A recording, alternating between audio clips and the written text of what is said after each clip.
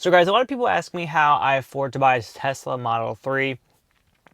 Now, first thing to point out, there's a huge just mindset that Teslas are really expensive, like you have to be rich to buy one. Yes, like even a Tesla Model 3, like the cheapest one is more expensive than what the average American pays on a car, but you have to consider the grand picture that charging is going to be cheaper over time. There's less maintenance. So the overall picture in 5 years may not be as bad as that initial down payment or those initial monthly payments. It just kind of is a perceived savings over time. Now, my Tesla Model 3 wasn't the cheapest. It wasn't that $35,000 Tesla that you hear about. Mine was about $50,000. And my story on how I afforded it is bigger than just the price, because when you think about the car I had before, that was another hurdle. So if you've been a subscriber of my channel for a while, you know I started with the Chevy Volt less than a year ago. I loved it, but I did not like the gas. Like, I loved the EV. It made me feel comfortable around EVs, and it was just kind of like that bridge to a Tesla.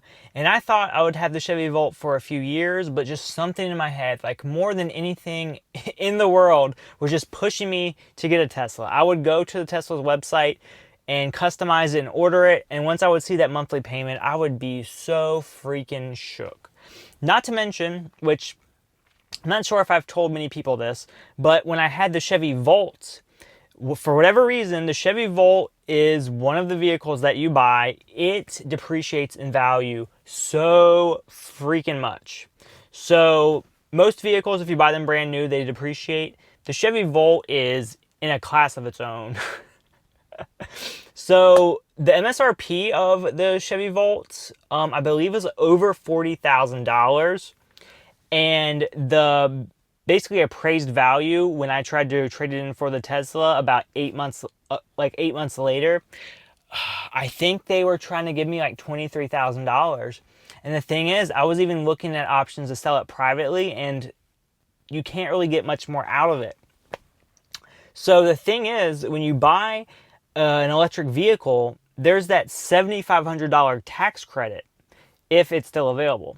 So when you depreciate the car, take the original, value of the vehicle, knock off like 20-25%, but then also knock off that $7,500 tax credit, and then that is the amount that you're getting out of it. So for me to trade in the Chevy Volt for the Tesla, I was not getting money. I had negative equity of like $13,000, which is insane. And a lot of people think I'm probably stupid for doing that. Like, who buys a brand new vehicle and then trades it in less than a year later? Most people don't. It's probably the stupidest financial decision I've made in my whole life. But for whatever reason, when I bought that Chevy Volt, I was not wanting a Tesla right then. I think during that time, Teslas are reporting to have like panel gap issues, quality control issues. I just wasn't very confident in that brand at the time. But things changed a few months later, and I traded in the Chevy Volt. If I can find my papers from the closing, I'll put it around here for you to see. But I'm pretty sure I ended up paying Tesla over $13,000 when all it's said and done. And that was basically for the taxes and basically the negative equity on the Chevy Volt. How did I afford to pay $13,000? That's the question. So it's interesting. I didn't know I had it in me, but what I did, and of course everyone's situation is going to be different. I had a little bit of money in savings. I had obviously like AdSense money coming in every month from Google, so that helped. But also I just had tech chilling in my house I didn't use. And I know this isn't, you can't just tell everyone to do this, but I sold my iMac, I sold lenses, cameras, everything just to get extra money. Like, that's what I did, and that's literally how I came up with the $13,000, just to sell extra stuff, save a little bit. There you go. The payment on this Tesla right now, it is a little high. because the money I put down went to the negative equity of the Chevy Volt. I wish in a perfect world I never bought the Chevy Volt, and then that money I put down would have made the payment on this car way lower, like probably $200 a month lower. So right now, I think the payment of this car is like $814. The interest rate, I believe, is like 4.75, so it's a little high. I can always get it refinanced, but like honestly, the market right now, the interest rates are going up. So you can't expect to get like super low rates anymore. I may do some shopping at local credit unions and just see what my options are. But for the most part, I just plan on paying extra. So like right now, my minimum payment due is like $814. I just throw $900 at it. That way we can get the principal balance down faster and pay less interest over time anyway. As I get more money coming in from YouTube, I'll just probably pay even more. You know, like if I have a really good month on YouTube, I'll probably just throw like $2,000 down at the car. So the question is, like, I guess that's another question, you know, how did I afford the down payment and how do I afford the monthly payment? And it's kind of like a question like you can't really ask somebody because everyone's financial situation is different. Some people could have thousands, millions of dollars in the bank from working hard, from getting an inheritance, from winning the lottery. You never really know. But for me personally, like, it's nothing fancy. Like, I've just been making YouTube videos since like 2013. It's my hobby. I don't do it to live off of. If I made YouTube videos to live off them, there's no way I'd be able to buy a Tesla. So that's what I do. And I've made videos about this before, guys, like in the past. I don't make much money off YouTube, but you know, I make a decent amount. So I'll put some of my random earnings from previous months, like here. You can check that out. There's no need to focus on that.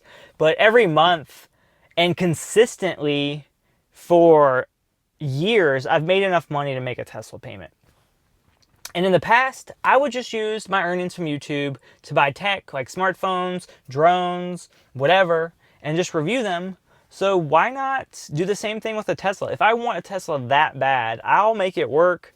And I've been basically using my AdSense money to pay for the Tesla. Like, that's how it is. And honestly, when I had the Chevy Volt, the payment was near $600 a month. And the Tesla is $200 more.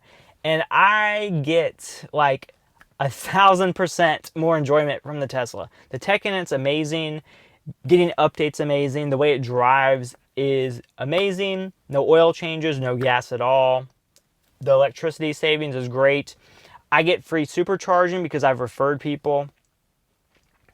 And honestly, in the future, I do want to consider getting solar panels. So if we get solar panels at our house, it should be able to get our electric bill almost down to zero. Basically meaning I can charge my car with the sun, have zero emissions, and then also have close to zero electric bill for the rest of the house anyway. So it's just a grand picture. Also, too, I just want to point out, so the $13,000 that I put down on the negative equity of the Chevy Volt, yeah, it's horrible. But if you consider the $7,500 tax credit I got for the Volt during last tax season, and then also the $3,750 I'm going to get from the Tesla, if you combine those together, it's not much negative equity. Like, I'm not coming that far in the hole after all is said and done. It's not the worst thing in the world. I almost forgot to mention like one of the most important factors of being able to afford a Tesla. So if you don't have the $35,000 to like $65,000 to buy a Tesla Model 3, you're gonna have to rely on your credit. So if you don't have money and you don't have good credit, you're just out of luck. There's not really anything you can do about it. If you have no money and good credit but income, then you have a good shot. So basically you're looking at having a decent enough credit score to be approved for an auto loan for a Tesla without having like a crazy interest rate. So my interest rate is 4.75, which is a little high, honestly, for my credit score, because my credit is like in the high 700s. But refinancing isn't very hard. But if your credit score is in the low 600s, you have probably a pretty bad chance of getting approved. Also, if you do happen to get approved, The interest rate's probably going to be higher than 10%, maybe even closer to like 15, maybe even 20. I don't know if they do auto loans that bad for brand new cars though. So a bigger piece of the puzzle is having good credit. And it's not as simple as that. Like if you have missed payments, if you have collections, if you have a bankruptcy, if you have medical bills, it's not as simple as just paying them off sometimes. You have to make the accounts good, pay them off, and then just kind of wait. So if you're chilling on a 500 to 600 credit score right now, like low 600s, you're not going to get a Tesla if you don't have the money. So just keep that in mind. My parents always taught me about having good credit, and it really does make your life easier. You can get a car, a house, cheaper insurance. The world just revolves around you that much easier if you have good credit. That's just something to keep in mind. If you're looking for an easy way to get your credit up pretty quickly, there is a way to do that. If you have any credit cards with a very high balance, very close to your credit limit, pay those down, wait a month or two for them to catch up on your credit report, and then just see where you're at there. Chances are you could bump up your score, 10, 20, 30, 40 points if your credit cards are close to being maxed out, and if you can afford to pay them off before getting your Tesla.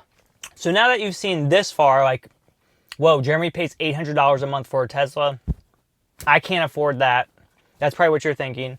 Honestly, if I did not do YouTube, there's no way in the world I would pay $800 a month for a car. That's insane. I do believe that. The mortgage of this house is not much more than the car payment. So if YouTube ever goes under, I don't know what I'm going to do because I wouldn't be able to afford this car. But luckily, I have been kind of observing my channel, and I've made consistent money on this channel for years and years. I don't think it's going to go anywhere, honestly. I've established a pretty big, stable channel with a lot of videos. Like, I'm not someone getting millions and millions and millions of views a month, but every single month, I'm guaranteed to get a few 100,000 views. But if you're looking for a Tesla and you're wondering how you can afford one, the absolute cheapest Tesla, if you look on their website, they have the Standard Range Plus. So the cheapest payments, like before all the BS tax credit stuff, you're probably looking at like $500-600 a month. If you special order the $35,000 Tesla Model 3, it's going to be a little bit cheaper. It just depends on the interest rate, but yeah, you're looking at about, $500-600 a month. If you count the $3,750 tax credit you get, if you order before the end of the second quarter of 2019, you get that, and you could, in theory, attach that to your car payment and refinance it for even cheaper payments. Also, keep in mind your fuel savings. Like, it cost me like almost nothing to power this car. If you look at the electricity bill from this year to last year, there's not much difference at all. Like, it's $20-30 to power this car. Turning your AC down a few degrees for the month would have a bigger effect than getting this car. Not to mention, supercharging is fast, affordable, cheap. You can go on road trips. I can go on a road trip around the U.S. for free right now because I have free supercharging. So that's another thing, just another added cost savings. And then if I choose to get solar panels down the road, I could find solar panels, finance them. The payment for the solar panels could in theory be cheaper than our electric bill, or equal to. But then once the solar panels are paid off, then we have free energy. It's just a lot. And then just count the fact that you have very minimal maintenance. You don't have to get oil changes. You don't have to get like super pricey thousands of dollar maintenance that you would normally get on luxury vehicles.